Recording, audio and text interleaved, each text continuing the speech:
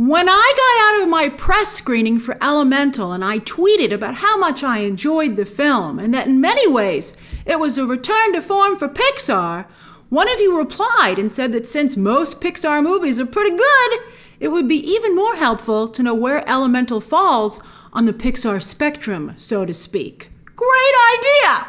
So Elemental is certainly a step up from writer-director and sometimes voice actor Peter Sohn's first Pixar film, The Good Dinosaur, and other Pixar softballs that would seem better suited for Disney+. But it's also not as good as Pixar's signature films, which really pushed the edge of the envelope and made a name for the animation studio in their early days. Something they're still capable of. They can still do it. I would put Soul in that category for sure. And it's not a Pixar message movie, which I know some of you like, but I hate, where the message, in my opinion, overtakes the entertainment value. Where I would put Elemental is right next to Coco and Onward. Oh, I love those movies. Two other Pixar films that I not only really enjoyed, but that I felt were theater worthy. Elemental is like Coco in that it's very much a cultural story. In this case, the Asian community. Peter Sohn, whose parents came to the Bronx from Korea, dedicated this movie to them. And they clearly have inspired not just the story, but the emotional beats, the love and also conflict between a lot of immigrant parents and their first generation children, in their new home.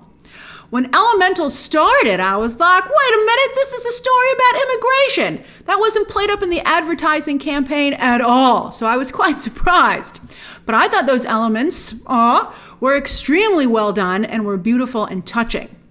I also want to point out that while Sohn and star Leah Lewis are of Asian descent, Iranian actress Shila Ommi voices Ember's mother, and the fire people of Elemental City are clearly a mix of not just Asia, but I would also say the Middle East. I love their community. It was fantastic. So well realized. Oh, it was great. I wonder if they'll build the Lumens store, the fireplace. What a great name for it. All right, so anyway. But Elemental isn't just about immigration. It is very much so, but it's also a romance. Ooh, and that's where Onward comes in. Now, there wasn't any romance in Onward, but there was a relationship there between two brothers, voiced wonderfully by Tom Holland and Chris Pratt. And that was such a beautiful and complex relationship, like most relationships in real life. And you could really feel it and relate to it. It was an incredible bond that they were able to get across, the ebbs and flows of it. And that same beautiful and complex connection is forged here, only this time it's a romantic one, between Ember and Wade, voiced by Leah Lewis and Mamoudou Athie. Elemental is by far Pixar's most romantic movie to date. Aw, it was spicy. I loved it. In fact, when things got particularly romantic, while I was having a great time, a little girl next to me at the press screening, you could bring friends and family to this one, she was not having it. So I would say that while little kids could technically watch this movie for sure, it's more for preteens and above. It's very sophisticated and it's low on the cute factor. The romance here is not only very sweet and a really healthy relationship. I was like, wow, relationship goals.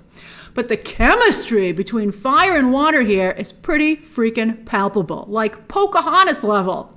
If you were looking for a good date movie in theaters, or anywhere, I guess, this is it.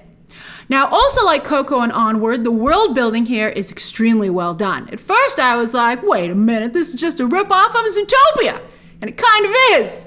But the characters are so well defined, the story so interesting, and Elemental City so stunning that I just went with it. I was like, I loved Zootopia too.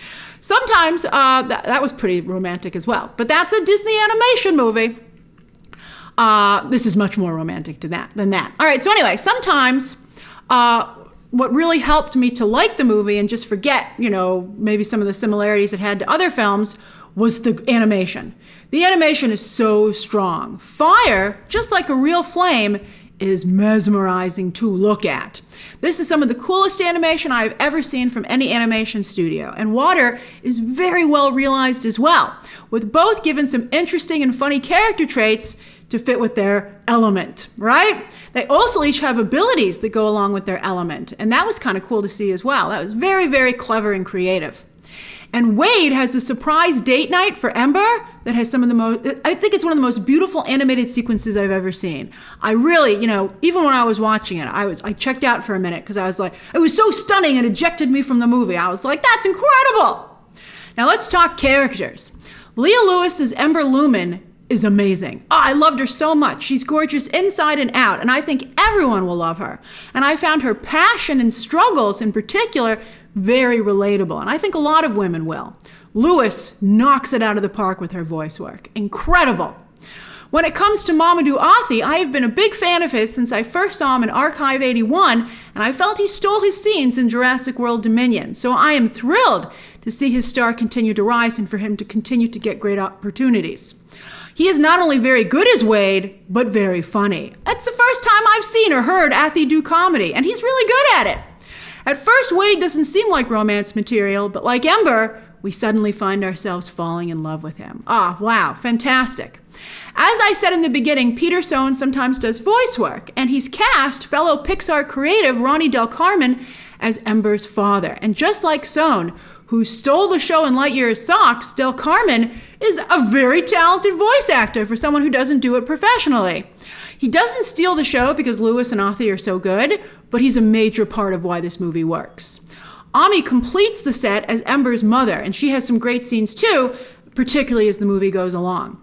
There are a couple of other big-name actors here that you'll recognize, like Catherine O'Hara, but they don't have much to do. I mean, the movie is really these four. And the ending, wow, it packed an emotional punch.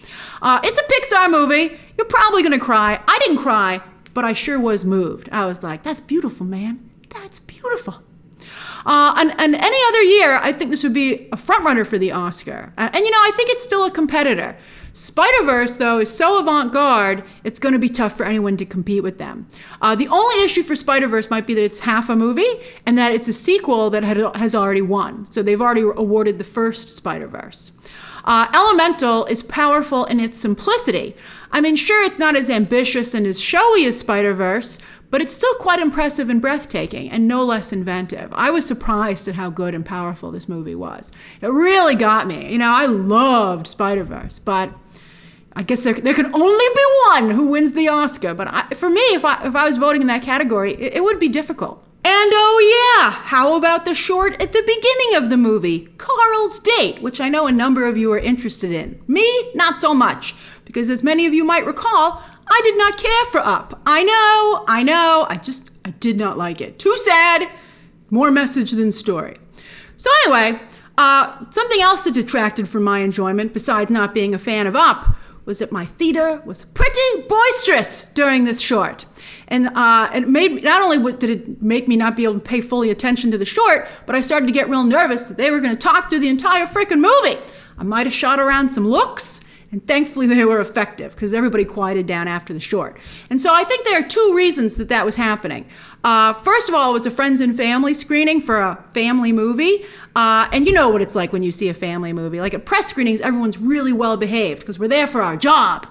But when you can bring friends and family, especially again for a family film, it takes on that feel. And I mean, everybody, if you have a problem, if you don't like people talking during a movie and stuff like that, the problems with family films. And we've all been there trying to pick the right seat and what time to go to try and have the purest cinematic experience possible.